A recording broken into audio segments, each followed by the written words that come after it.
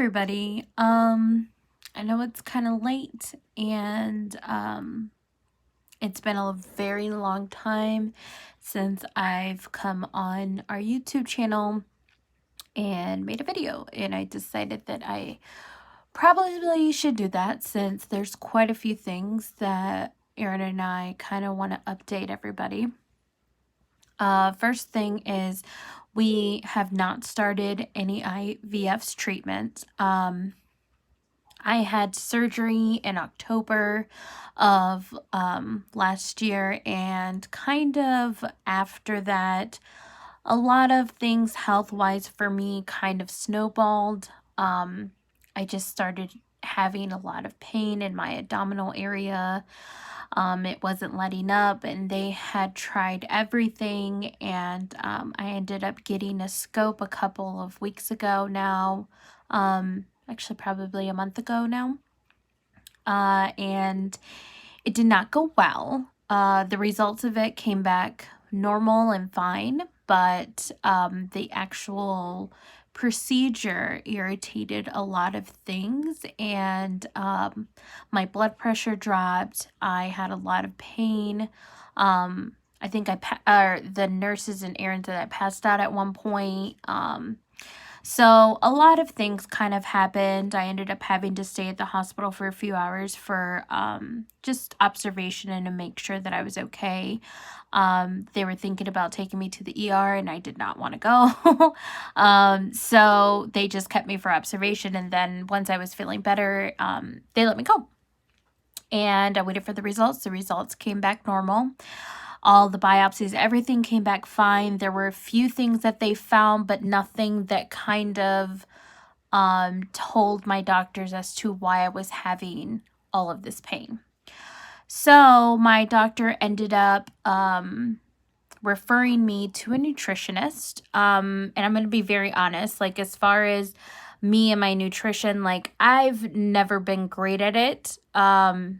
I mean, I'm not a horrible eater. I definitely try to limit myself because I know that certain foods do irritate my endo, and I get very bloated and I have a lot of pain. So, I'm not perfect though. I definitely eat horrible food and, things like that. But I've never been able to maintain a certain weight. I've never been able to kind of lose weight on diets, just because I've come to find out my body needs certain diets and certain foods, and some things that even though are very healthy and good for you, my body either rejects it or doesn't take it well or anything like that. So my GI specialist thought that going to a nutritionist would kind of help that get the elimination food process going.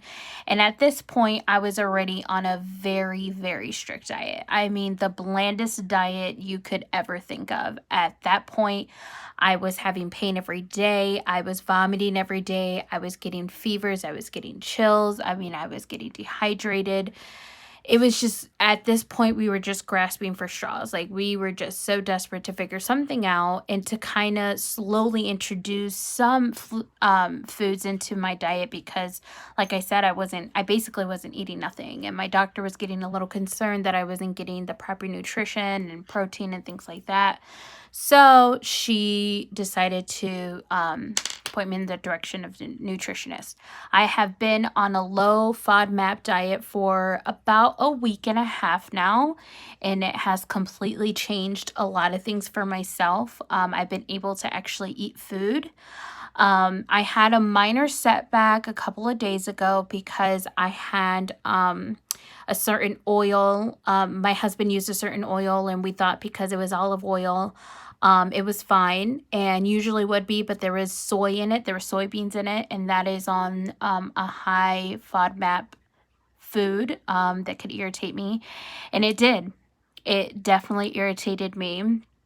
I had quite a bit of pain, and I vomit, and I had a really rough day. That kind of set me back a little bit, but not crazy enough where I was like horrible dying in bed type of thing.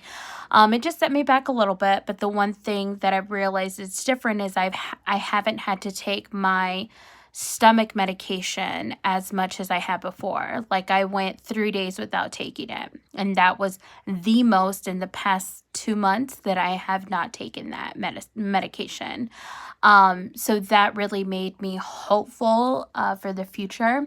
Now, I know I'm going on and on about all these things, and I'm so sorry because it kind of does have a lot to do with IVF and things like that. But because all of this is going on, I cannot introduce any type of IVF medications into my body right now. My body won't be able to sustain it, and it would just not be a good idea. So we are holding off on IVF. We're thinking about holding off on IVF for at least a year, just so I can basically, right now I'm on this diet for 6 weeks, and I'm going to reset my gut. And then after the 6 weeks, I'll slowly start to reintroduce foods into my diet. There's going to be foods that I might never be able to eat. There's going to be foods that I never have eaten before and now I can only eat. It's going to be a long process. And once I start feeling better, I kind of want to stay feeling better, and just kind of, enjoy not being in pain and things like that, especially because I also have my endometriosis kind of knocking on the door. It's already here, creeping in the window in the corner, just kind of going in and out. So I have that to also deal with. So the fact that I would be able to kind of handle this and take care of this and then just have my endo to deal with would be ideal and perfect. So that's kind of the plan right now. The plan is to hold off for at the very least a year, reset my gut, kind of get it back on track. And then at that point, then tackle my endo again, probably another surgery before an IVF treatment.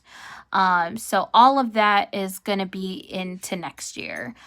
So I just wanted to kind of update everybody because I know a good amount of people have come to our page and they have been just wanting to know, what's going on. Are we pregnant? Are we still trying to do IVF? A lot of people think that because we haven't been posting any videos that we did IVF treatment and that I was pregnant and I wasn't saying anything. That's not how once we start doing IVF, if we end up even going that route too, because that's another thing, that I just never know with my endo. It might not be possible, next year. We don't know. So, but when and if we do go through that route through IVF, that's why I made this channel, is because I want to be as open as I possibly can. I want everybody to go on the journey with us and things like that. And even if we don't do IVF and we end up doing either surrogacy or adoption or whatever, I still would like, my family, my friends, to go along the journey that we have gone through.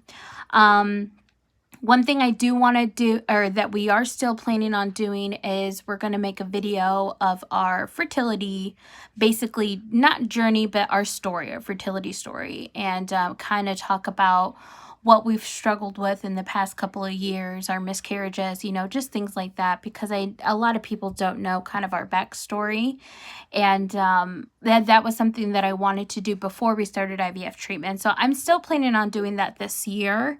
And also a couple of more videos of Aaron, kind of also talking about his point of view as far as your spouse and your partner and your, significant other having to go through that with you. I kind of want to do some videos of that just because I feel like that's also very important. So we still are going to upload videos. We're still going to do all that. But just right now, we're focusing on just me feeling better, not having any pain, and just kind of focusing on that right now. That everything else is just kind of on the back burner. Plus, we have a wedding season coming up.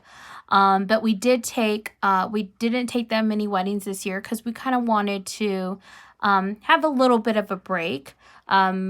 Just to kind of, since we were thinking about doing IVF this year was the reason why we decided not to book that many weddings. But it ended up working out because with me not feeling so great and trying to get back on track, it kind of also relieves that pressure on us having to have all these weddings on top of me not feeling great, you know. So that really helped a lot as well too. But we do still have all our amazing clients this year. And we're starting that wedding season pretty quickly here. So, you know, we got a lot to focus on from here until then. And yeah, so I just want to go on here and just kind of give everybody an update, let you guys know what was going on. If you have any questions, as always, feel free to message me on Facebook or email us, you know, post on our page, whatever the case is. One thing I also wanted to do on this video, there are a couple of friends of mine who either have struggled with fertility or have gone through IVF rounds and things like that and have gotten pregnant. And I'm not going to name any names or anything like that because, you know, that's totally private in their business. But I just want to say how happy I am for each and every single one of you guys. I am so, so happy.